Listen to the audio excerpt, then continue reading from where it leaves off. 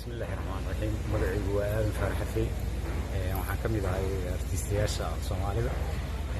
waxaan macallin ka ahay Astaan TV waxaan ugu talagalay oo aan muddo raadinayo meel aan carruurta Soomaaliyeed aan wax ka baro maadaama carruurta adduunka ay nasiib u helaan inay mataqaanaa maad ahaan ay u qaataan artiska kaasoo anfacayo mustaqbalkiisa dambe hadduu geometr noqon lahaa hadduu engineer noqon lahaa hadduu dhakhtar noqon lahaa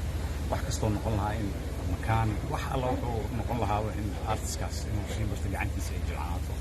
maad ahaan u qaato ay ku fiicnaan marka muddo dheeraan waxaan raadinayay carruurta Soomaaliyeed saan u bari lahaa marka nasiib wanaag astaan ubad ayaa gacan iga siisay oo mataqaanaa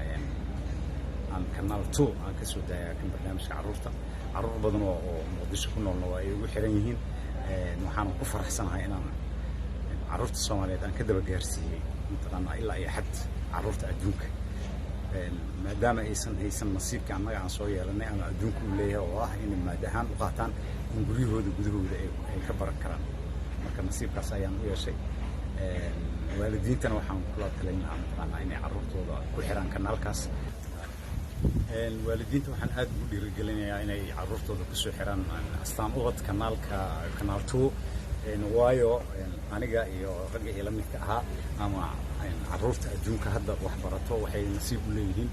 inay mataqaanaa artiska ay bartaan annaga maadaama aan burbur badan soo marnay macallimiin barto ama buugaag laga bartana aysan jirin waxaan mataqaanaa nasiib aan u helay inaan kanaalkaas aan ka baro carruurta Soomaaliyeed lacag uguma fadhiso xilligay firaaqo u helaan isku dayaan inay ku xiraan ay ka bartaan artiska aniga markaas farxaday ii tahay oo waxaan noqonayaa macallin laga faa'iiday ardadana waa faa'iideysaa ku dadaala in carruurtiina bartaan fanka waa shay muhiim ah siiba artiska ku dadaala waxaan mar kale carruurta iyo waalidiinta aan kula dardaarmayaa inay xoogga saaraan si ay u baran lahaayeen faa'iidooyinkiisa wax la soo koobi kara maaha oo waa ogtihiin adduunyada waxaa lagu kala horumaray tiknoolajiyadana waxaa aas u ah marka hore in la sawiro kab lama samayn karo ilaa la sawiro shaati baabuur wax kastoo aad samaynaysid marka hore waa in la sawiraa kadib ayaa mataqaanaa la xisaabaa la sameeyaa waa tiknoolajiyada waa horumarkii ardayga markuu soo weynaado wuxuu noqon karaa engineer yaraantiisa haddii gacantiisa la soo jilciyo wuxuu noqonayaa engineer bannaanka laga fadhiyo geometr warkeedaba ha sheegin xataa ranjiila hadduu noqonayo midabadii iyo si uu kala xun lahayo uu baranayaa hadduu artista noqdo oo fanaan noqdona kaba sii fiican oo adduunyada waa maqashaan lacagaha faraha badan ee laga helo mataqaanaa artiska marka ku dadaala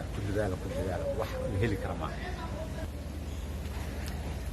faa'iidooyinka artiska waxaa ka mid ah in mataqaanaa taariikhihii iyo dhaqankii iyo wixii si dib loogu soo nooleyn karo barashada ardayda lagu barayo oo mataqaanaa artiska oo haddaad luuqad u baahato inaad wax ku barto inaad sawirto inay ku qasban tahay taariikhda wixii oo dhan inaad sawirto juqraafigu waa sawir militariga xataa isticmaala tuutaha iyo meesha dagaalka loo aadayo tuuto iyo kaartada iyo wixii oo dhan waa mataqaanaa waa design waa gacanta waxaa lagu sameeyaa iyo dahayo waa aragteen waa la isticmaalaa derbiyadaa lagu sameeyaa marka in ay u soo jeestaan Soomaalida oo dhan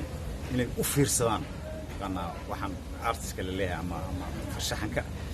carruurtoodana ay ku dhiirigeliyaan inay bartaan ayagana ay qiimeeyaan hadda waxaa tusaale yar aan u soo qaadan karnaa magaalada Muqdisho waxaa la soo nooleeyay taalooyinkana waa aragteen sawirro iyo waxba ku hoos yaallo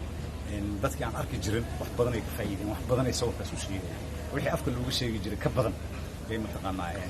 oo sawirka u sheegayaa wax faa'iidooyinkiisa wax la soo koobi kara maaha balse Soomaalida ha u koob galaan ayaga mataqaanaa ogaan doona faa'iidooyinka uu leeyahay marka taalooyinkeena hadda waxaan la yiraahdo art vivo ama ay artaha nool oo taaban karo sida waxyaabaha aan u naqaanaa anaga taalooyinka ama sanabyaan u naqaanaa waa isla artisti la sameeyo ninka sanabka qoraayo markiisa hore wuxuu sawirayaa kadib wuxuu u samaynayaa artiskaas oo concrete inkastoo Soomaalida ay ka qabtay xasaasiyad qaarkood balse maaha wax la caabudayo waa taalo oo mataqaanaa wax lagu soo xasuusanayo oo maadaama qofka afka looga sheegi lahaa ama gabay looga sheegi lahaa ama qoraal muuqaalkaas meesha ku yaalo mataqaanaa aad qalbigiisa ugu soo haraayo inuu noqonayo mataqaanaa astaan magaalada ama Soomaaliya uu noqonayo marka waxyaabahan oo fanka la leeyahay wax la soo koobi kara maaha marka loo fiirsado laguna dadaalaan ku dardaaran lahaa